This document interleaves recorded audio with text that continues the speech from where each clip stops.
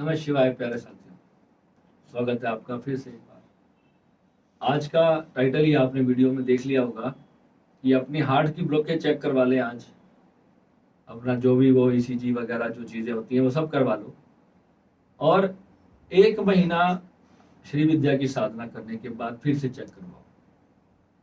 1 महीना हमारी साधना में जुड़ो और श्री विद्या की साधना करो और जो उसमें हमारी 5 मुख्य थेरेपीज हैं वो आप करो और फिर 1 या 2 महीने के बाद आप फिर से चेक करवाओ। आपको 0% हार्ट ब्लॉकेज मिलेगी आपकी कुंडली के अंदर, क्योंकि ये साधना सिर्फ परमात्मा को प्राप्त करने के लिए नहीं है। ये पूरी उस अस्तित्व की ऊर्जा जो इतनी डिवाइन है, इतनी पॉजिटिव है, इतनी खुशी देने वाली ऊर्जा है, ये पूरी बॉडी के एक एक सेल को हील करती है, पूरी बॉडी के एक एक सेल को हील करती है। ये ऐसी साधना है। ये सिर्फ हमारे लिए जीवन में धन देने का काम नहीं करती है, ये हमें अंतर की खुशी देने का कार्य करती है। बड़े से बड़े दुख में, बड़े से बड़ी कठिनाई में चट्टान की तरह खड़े रहने का जो धैर्य है वो श्री विद्या की साधना है। ये इतना हौसला देने वाली साधना है कि व्यक्ति कभी भी खुद को अकेला नहीं महसूस करता। वो जानता है कि मैं अस्तित्व हूँ। उसे भीतर से, जब अंतर से जब उसका परम बोध हो जाता है, तब उसको पता चलता है कि सब कुछ दिन का खेल चल रहा है। और इस खेल को समझते समझते ही वो अंदर से इतना हील हो जाता है कि हार्ट क्या, हमारे लंग्स क्या, हमारा पैनक्रियास क्या, हमारा लीवर क्या, हमारी बॉडी का एक एक सेल अंदर से खुश होना शुरू होता है, अंदर से एक्टिव होना शुरू होता है, जागृत होना शुरू होता है। जल्दी से शरीर में बुढ़ापा नहीं आता।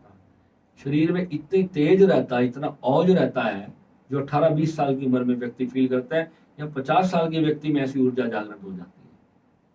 जब शक्ति हमारे भीतर जागृत होती है, जब कुंडलिनी भीतर से जागृत होती है और अनंत की जो शक्ति है वो ऊपर से प्रवाहित होती है, जब शरीर के एक एक सेल में ऐसे लगता है जैसे पूरी बॉडी के अंदर एक ऊर्जा की एक हवा सी ऐसे भर रही हो पूरे शरीर में, इस तरीके से पूरा प्राण ऊर्जा जब शरीर के एक एक सेल में बहती है, जो हमारी 7 बॉडीज है, हमारी 7 बॉडीज में जब वो ऊर्जा प्रवाहित होना शुरू होती है, तो फिर एक ऐसा सुरक्षा शील्ड हमारे चारों तरफ बनता है जो नकारात्मक एनर्जी से हमारी रक्षा करता है। कई बार कुछ ग्रह योग ऐसे होते हैं जो बाहर की नकारात्मक योग, नकारात्मक शक्तियां बहुत ज्यादा भारी होती हैं, तो छोटा मोटा डेंट साधक को लग जाता है। वो कोई बहुत बड़ी चीज नहीं होती। जब मृत्यु का समय आएगा तो साधक को एक ही दम, कई बार मैंने ऐसी चीजें देखी हैं जो बहुत गहरे साधक होते हैं, वो बस मृत्यु के समय लास्ट के 10 दिन बीमार पड़े और बस चल दिए। तो 10-15 दिन में ही उनको ऐसा रोग लगेगा, बस उसके बाद डॉक्टर भी कहेगा भैया कुछ समझ ही नहीं आ रहा, बस ये जा रहा है बंदा। तो जो बहुत गहरे साधक होते हैं ना, उनको लास्ट में ऐसे कोई रोग लगता है। उस दिन एक मूर्ख व्यक्ति ने फेसबुक पे वीडियो डाला था कि स्वामी विवेकानंद, ओशो, बुद्ध, ये जितने भी बड़े बड़े गुरु हुए, इन सबकी मृत्यु जो है बड़ी दर्दनाक हुई, दर्दनाक तरीके से इनकी मृत्यु हुई। मूर्ख को यही नहीं पता कि जो साधक होता है ना, उसको सारी जिंदगी के दुख नहीं देता परमात्मा। उसको अंत समय में बस 2-4 दिन, 10 दिन, 5 दिन, उसको एक ऐसा समय दिखाता है कि बस 4-5, अब मृत्यु होने की कोई तो वजह होनी चाहिए ना। ऐसे चलता फिरता शरीर अचानक से मर तो नहीं जाएगा। तो शरीर ने कभी जाना है तो उसके लिए कोई तो रीजन परमात्मा को भी बनाना है। तो उस वक्त नेचर कुछ ऐसी चीजें करता है कि अचानक से व्यक्ति कुछ बीमार हुआ, बस चला गया। बस ज्यादा समय नहीं देते ऐसे लोग, 5-7-10 दिन बस डॉक्टर अपने हाथ पैर हिलाते रहेंगे, कुछ नहीं होगा। जितने भी बड़े बड़े संत देखोगे हॉस्पिटल जाएंगे और 4 दिन वहां लेटेंगे, ऑक्सीजन का मास्क लगेगा, उनको पता ही नहीं चला प्राण कब चले गए। ऐसे ऐसे होता है इनके साथ। तो ये खासियत है। तो जब प्राण ऊर्जा, जो प्राण है सृष्टि का, जो पूरी सृष्टि के हर जीवन में, हर जीव जंतु के अंदर जो शक्ति सांस ले रही है, जो चल फिर रही है, आपका जो ये शरीर है, ये चल रहा है, 80-90 किलो का आपका शरीर है। अब कौन सी शक्ति है जो जमीन पे लेटे होते और उठ जाती है अपने आप? वो अंदर जो ऊर्जा है, वो कुछ आत्मा है, वही तो अंदर से कुछ एफर्ट करके खड़ी होती है, उठती है, बैठती है, करती है, कोई कर्म करती है, चलती फिरती है। वो आत्मा है, वो ऊर्जा है, वो प्राण ऊर्जा है। जिसके अंदर प्राण ऊर्जा क्षीण हो जाएगी, वो थक जाएगा, बीमार हो जाएगा, उसे कुछ किया नहीं जाएगा, उसे कभी सिर में दर्द होगा, कभी कुछ तो कभी कुछ तो कभी कुछ उसके साथ लगा रहेगा। प्राण ऊर्जा शरीर में जागृत होगी। अब प्राण ऊर्जा जब आप रात को सो जाते हो नींद में, तो थोड़ी सी प्राण ऊर्जा प्राप्त होती है, बहुत थोड़ी सी, 1-2%, 1-2 भी नहीं कहूंगा, वो 1-2% होती है, बस इतना कि अपना अपने लिए आप अपना अगला दिन आप अपना थोड़ा बहुत काम धंधा कर सको, इतना। और जब एक साधक ऐसी प्राण ऊर्जा को जागृत करे जो अपने साथ साथ दूसरों को भी स्वस्थ कर सके, तो सोचो उसकी प्राण ऊर्जा कितनी होगी। और अनंत, चाहे 1000 लोग उसके सामने आ जाए या 10,000 लोग उसके सामने आ जाए, और जब वो ईश्वर से कनेक्ट होकर के जब वो शक्तिपात करे, तो वो एक ऐसा फ्लो उसके भीतर से झरना बन जाए जिसका पीछे से पानी का सोर्स कहां से आ रहा है उसको खुद को नहीं पता। ये होती है परमात्मा की शक्ति, यही होता है गुरु। इतना गुरु क्यों चाहिए? गुरु का कार्य यही है, जब गुरु उस शक्ति के साथ जुड़ करके जब आपको उस निर्मल प्रवाह को करता है आपके ऑरा के अंदर, आपके शरीर के अंदर, जब आपको भाव से, जब वो प्रेम भाव से अपनी जो हीलिंग जब वो आपको देता है, तो वो जो शक्तिपात है वो यही चीज है और कुछ नहीं है। जब कहते हैं ध्यान मूलम गुरुर्मूर्ति, पूजा मूलम गुरुपदम, मंत्र मूलम गुरुर्वाक्यम, मोक्ष मूलम गुरु कृपा। मोक्ष मिलता है गुरु की कृपा से। जब गुरु किस पे कृपा क्यों करेगा? गुरु किस पे कृपा क्या करते हैं हम गुरु के लिए? हमें गुरु क्यों हमारे ऊपर, क्यों हमारे से कनेक्ट होगा? हम तो गुरु को गाली भी दे देते हैं, गुरु की नफरत के भी पात्र बन जाते हैं हम तो। गुरु जो हमें हर पल हमें प्रेम देता है, तो हमारा क्या फर्ज है अपने गुरु के प्रति? गुरु से कनेक्ट होके रहना, गुरु की सेवा करना, गुरु के आश्रम जाना, गुरु का नाम जपना, गुरु का ध्यान करना, गुरु को हमेशा अपने आज्ञा चक्र में, अपने हृदय चक्र में बिठा करके रखना, यही एक साधक का सबसे बड़ा धर्म होता है। वो कुछ और करे ना करे, कोई मंत्र जपे चाहे ना जपे, केवल सनातन ने कहा है ध्यान मूलम गुरुर मूर्ति। ध्यान मूल है और गुरु मूर्ति है। गुरु जागृत है अगर, तो गुरु का आवाहन मात्र करके देखना, सिर्फ ऐसे दोनों हाथ को यूं करना और बोलना, गुरु जी आप आ जाओ, मैं आपका आवाहन करता हूँ, मैं आपको बुला रहा हूँ। सच्चे मन से, पूरे हृदय से अपने गुरु को बुलाना। अगर आपके गुरु जागृत है ना, तो आके उनकी ऊर्जा आपको उसी क्षण आपको स्पर्श करेगी। और अगर नहीं होती तो समझ लो गुरु फ्रॉड है, उसके पास कुछ है ही नहीं। यही गुरु की पहचान है, गुरु की और कोई पहचान नहीं है। सिर्फ गुरु का आवाहन बता सकता है कि गुरु में शक्ति है या गुरु जागृत है या वो नहीं, उसके पास क्या है, उसके पास कौन सी विद्या है। यही एक गुरु की पहचान है। और जिसने श्री विद्या की साधना सिद्ध की है, वही इस हमारे गुरुदेव ने तो हमें यही बताया था कि बेटा ये साधना जिसके पास है, तो बस ब्रह्मांड में वही केवल गुरु कहलाते हैं। बाकी तो जो है वो सब छोटा मोटा माइंड रिलैक्सेशन, माइंडफुलनेस, ना भी ब्रीथिंग और ये सब खेल खेलने में लगे हैं। उनको पता ही नहीं कि परम अस्तित्व क्या चीज है। परम भगवान भोलेनाथ की और माँ देवी जो जगदम्बा माँ है, उनकी जो ऊर्जा है, उनकी जो शक्तियां हैं, वो साक्षात प्रेजेंट है। वो जब अनुभव ही नहीं किया आपने, जब आपको किसी ऐसे गुरु से ज्ञान ही प्राप्त नहीं हुआ, आप बिलीव नहीं करोगे। कल एक ऐसे ही मैं एस्ट्रोलॉजर का वीडियो सुन रहा था, उन्होंने राहु पंचम के बारे में एक बात कही कि राहु पंचम में जिनका होता है वो कहीं ना कहीं गोरखनाथ परंपरा से जुड़े होते हैं। बड़े हैरानी करने वाला विषय था। अगर राहु पंचम में किसी का होने से गुरु गोरखनाथ जी का क्या संबंध है? अभी मैं जहाँ बैठा हूँ, मेरा स्टूडियो है यहाँ पर, मेरे यहाँ पर बहुत विशाल गुरु गोरखनाथ जी की तस्वीर लगी हुई है। मेरे गुरु गोरखनाथ जी यहाँ पर विराजमान है और मेरे भैरवनाथ जी भी यहाँ पर विराजमान है। मेरे समस्त गुरुदेव यहाँ पर विराजमान है। मैं कोशिश करूंगा लास्ट में आपको अपने दरबार की यहाँ पर एक छोटा सा चित्र इसमें मैं लगाऊंगा, तो आप देखना कि मैं किन किन गुरुओं से कनेक्टेड हूँ, आपको भी पता चलेगा। ये मेरे वो गुरु हैं जिनकी कृपा यहाँ मेरे स्टूडियो में साक्षात बरसती है। कोई यहाँ पर अगर आधा घंटा बैठ करके सिर्फ ध्यान करता है ना, तो उसके अंदर नाद बजना शुरू हो जाता है। इतनी जागृत शक्ति है यहाँ पर कि यहाँ से बाहर निकलने का भी मन नहीं करता। मैं 10 घंटे भी यहाँ पर बैठा रहूं, मुझे यहाँ से बाहर जाने का मन नहीं करता। इतनी ब्लेसिंग है यहाँ पर, क्योंकि यहाँ पर बैठ के मुझे यहाँ पर बैठ के मैंने यहीं पे अपने सारे मेरु यंत्र सिद्ध किए, रुद्राक्ष वगैरह सब यही मैं सिद्ध करता हूँ। यहाँ मैं काफी साधना करता हूँ। तो इसलिए ये जगह भी जागृत हो जाती है। जब हम जिस स्थान पर पे हम मेरु यंत्रों को स्थापित करके वहां उनको सिद्ध करते हैं ना, तो वो स्थान भी सिद्ध हो जाते हैं। फिर उन सिद्ध मेरु यंत्रों को जहां भी लेकर के जाएंगे ना, वो जगह भी सिद्ध हो जाती है, वो जगह भी जागृत हो जाती है। श्री विद्या की तो इतनी महिमा है।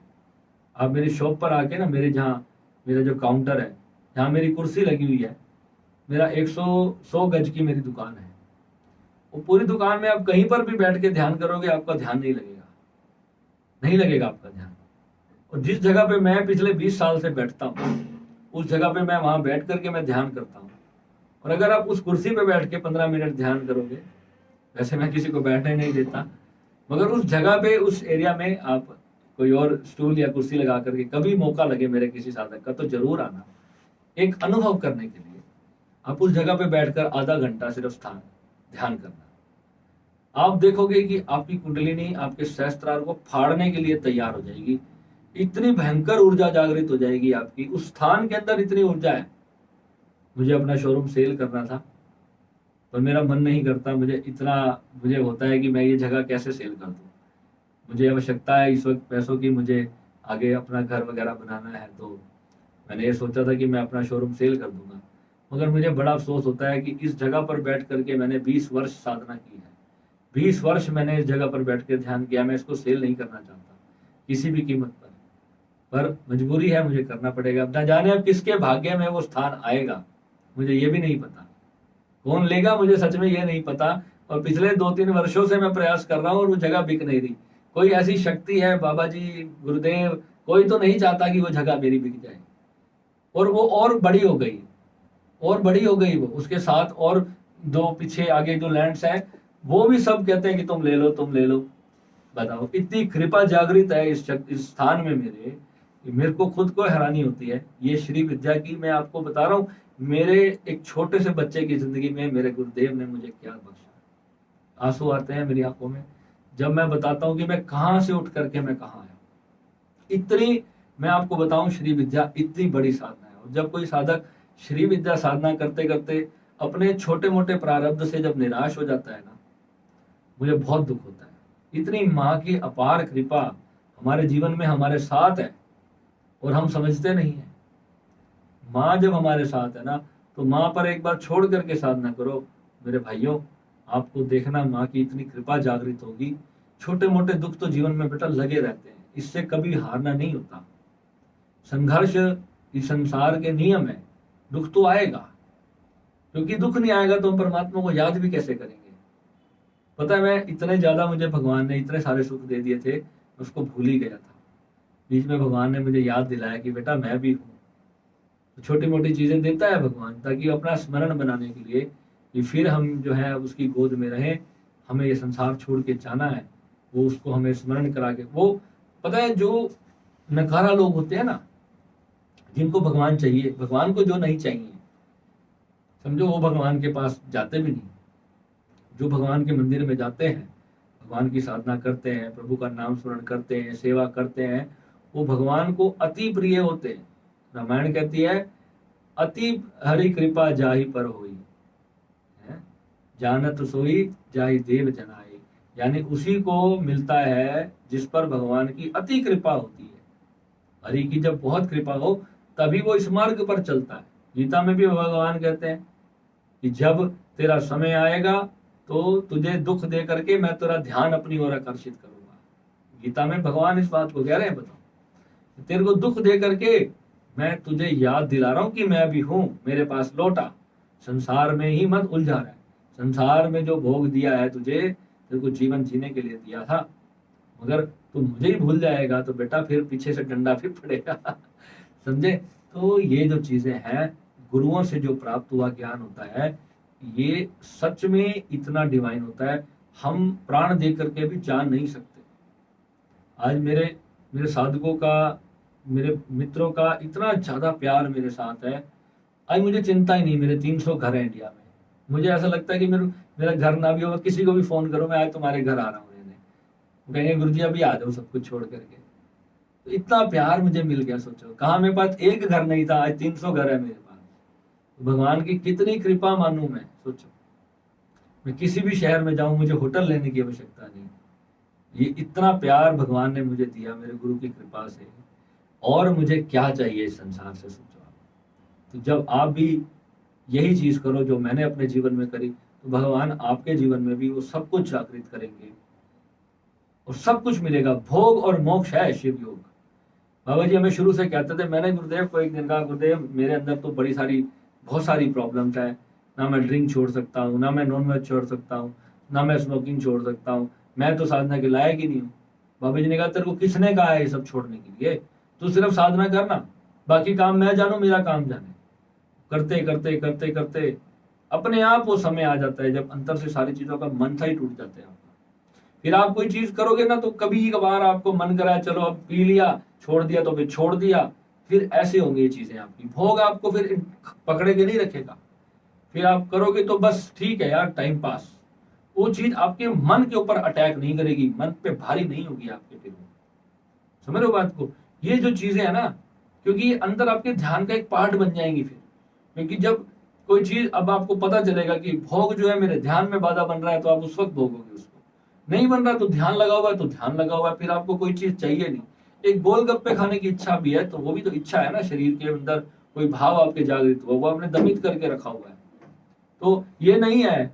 अब इसमें मान लो अब कोई व्यक्ति को है कि वो कामुक है बहुत ज्यादा, तो काम वासना में हर वक्त गिरने की वो गिर रहा है, तो वो जो चीजें है ना, वो हमेशा हमारी कुंडली शक्ति से ही बैलेंस हो पाएंगी। तो वो जो चीजें हैं, हम जब किसी व्यक्ति के साथ, जब हमारा फिजिकल कनेक्शन बनता है, हमारे सातों चक्र उसके साथ जुड़ जाते हैं, हमारे कर्म, हमारी साधना, हमारा प्रेम उसके साथ जुड़ जाता है, सब कुछ उसके साथ जुड़ जाता है।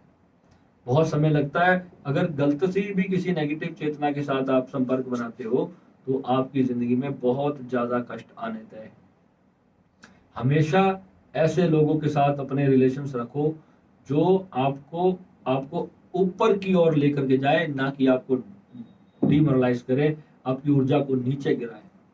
क्योंकि जिनके साथ आप बहुत लॉन्ग टाइम तक प्रेम भाव से जब आपके शारीरिक रिलेशन बनते हैं, तो आपके चक्रास भी जो उनके साथ जुड़ जाते हैं, फिर आप जितनी मर्जी श्री विद्या साधना करोगे, वो उसका अधिकारी हो जाएगा। आपकी तपस्या उस व्यक्ति को जाएगी। ये आपको समझना है कि आप किस चेतना को अपने जीवन में एंट्री देते हो, ये भी एक साधक को समझ के चुनना है। ये जो बारीक बारीक चीजें हैं, ये गुरु हर किसी को नहीं बताते थे।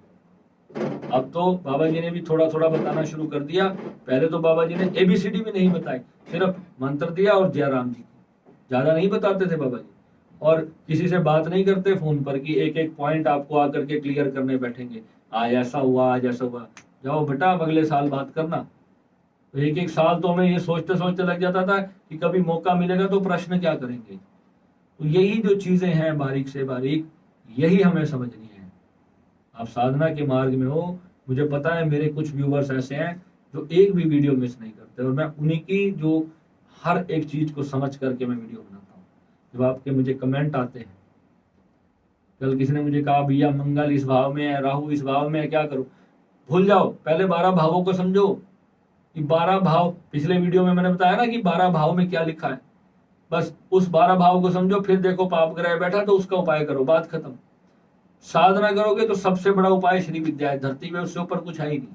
क्योंकि अंत तो एक दिन सब कुछ छोड़ के ही जाना है। तो अंत तो एक दिन सब छूटना ही छूटना है। इस बात को हमेशा कॉन्टिन्यूसली आपको स्मरण होना चाहिए कि जो भी कर रहा हूं ये व्यर्थ जाने वाला है, जो भी कर रहा हूं ये सब एक दिन छूट जाएगा। जब सतत ये विचार होगा, सतत यानी कंटिन्यूसली ये विचार होगा कि माया है, माया माया माया, तो तब जाकर के भ्रम टूटेगा, तब जाकर के वो चीज एक्सेप्ट होगी। अब माया मिली तो ठीक, नहीं मिली तो ठीक, मगर अपनी पूरी शक्ति लगाना, मेरे साधक होना, तो अपना पूरा कर्म करना, अपने पूरे ग्रह के उपाय करना, जिंदगी से कामयाब होके राजा की भांति मरना है, भिखारी की तरह नहीं मर के जाना है। यहाँ पर दुख भोगने के लिए नहीं आए हो, यहाँ पर हर चीज भोगो, जो चाहते हो वो जियो, कोई छूट नहीं है। ये बिल्कुल उल्टा है हमारा वर्ल्ड ऑफ हैप्पीनेस। ये फालतू का ज्ञान नहीं देता है यहाँ पर, या एक्चुअल नॉलेज दी जाती है, एक्चुअल सीक्रेट दिया जाता है हैप्पीनेस का। सोच समझ के नाम दिया था मैंने इस चैनल को। यानी कि भूखे होकर के भजन भी नहीं होगा, अंदर पेट में रोटी नहीं होगी तो भजन नहीं होगा आपसे। हर चीज होनी चाहिए आपकी जिंदगी में, हर तरह का सुख आपके पास होना चाहिए, तब आप श्री विद्या के साधक हो, नहीं तो आप जीरो हो। ब्लेस।